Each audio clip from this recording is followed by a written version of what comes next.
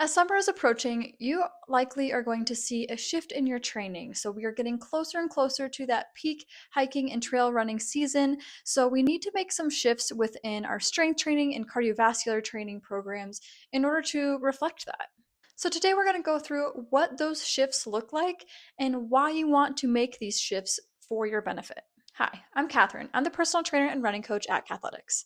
Here at Kathletics, we're all about meeting you where you are in your fitness so you can approach hybrid training in a sustainable way. With the late spring to summer and into early fall season approaching, we want to make sure that the training is reflective of how we're making those shifts so we can increase that cardiovascular training. Because you're likely going to be spending more time on the trails, more time outside, and more time on your feet. And if you're familiar with my videos and my approach to hybrid training, we want to make sure that we have different seasons throughout the year so we're not firing on all cylinders 24/7, 12 months a year. That's just not sustainable. So, to make it sustainable, we have shifts throughout the year where we have higher times of cardiovascular training and lower times of strength training, and vice versa, to make sure that we can feel good and still do the things that we love and see results. So, typically between that timeline, like I was just saying, with the late spring to early fall, during that time is really going to be your peak hiking and trail running period. Assuming you live in the hemisphere or in the geographical area where it is warmer and more likely to be nicer at that time of year. So, over the winter months, hopefully you took some time to do your off season training. So, increasing your strength training frequency, reducing your cardiovascular training, but still maintaining it. We want to make sure that we definitely still maintained it over that time, but just reduce the volume, maybe reduced the frequency or the duration or a little bit of both. And now, as we're getting out of that, we are now reducing that strength training volume.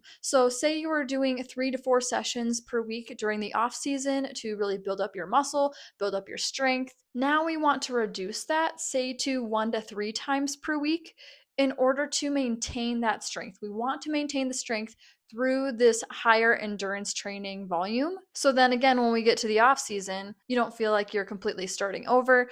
But we also want to make sure that you're still maintaining some sort of strength training throughout this peak power and endurance phase because we want to make sure that we are reaping the benefits year round. And what that means is that we're preventing injuries. So hopefully again over the off season within that strength training you are also addressing weaknesses that you had noticed over the last in season in the past year. So then when you go into in season this year, those injuries are further resolved, or at least if there's some lingering things, they are managed because you actually took the time to and focus on improving your strength. So, by doing strength training 1 to 3 times a week, you still want to focus on squat, hinge, push, pull. Since you are focused on trail activities, you still want to have those step ups in there, lunge variations, lateral movements, things that are going to apply to you on the trail and keep you strong for the trail. So these movements are going to be in your program year round, just in various frequencies as well as volumes. Approaching it this way is going to benefit you not only for your in season,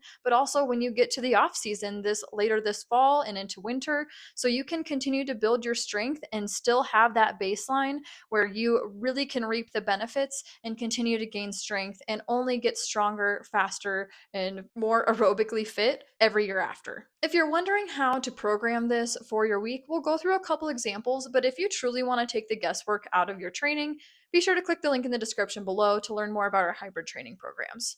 How you could approach your training program on a weekly basis moving forward. So, again, shifting between that off season to now getting into the in season. Again, assuming that you're doing 3 to 4 strength days per week, maybe 2 to 4 runs or hikes or some sort of cardiovascular training per week. Now you're getting into that 3 to 5, maybe even 6 times per week of cardiovascular training, depending on your goals and your fitness level, and then shifting that strength training to 1 to 3 times per week. So, what that could look like if you were planning on training 5 days in a week. I would take 2 of those days to focus on strength training, and then 3 to 5 of those days in order to do your cardiovascular training.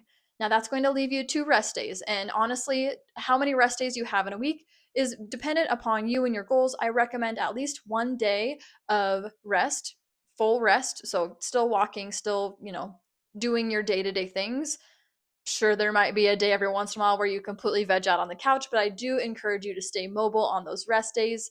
But I do recommend having at least one rest day per week. I personally know that I do better with two rest days per week. So I typically stick to that 5 day training frequency. But I also understand that not everybody can double up their training due to time constraints, etc.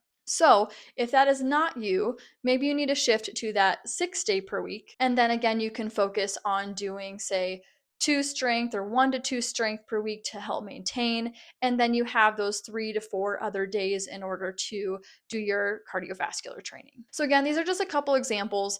You can shift it however you need to for your goals, for your fitness level, all of the things that are important when you are trying to figure out what your training goals are going to be for the year. But again, if you're looking for some further guidance on that, I would recommend setting up a consult call with me by clicking the link in the description below. If you have any questions on what that looks like to maintain your strength during the in season of your endurance activity, please leave them in the comments down below. Otherwise, be sure to like, subscribe, and then we'll see you in the next one.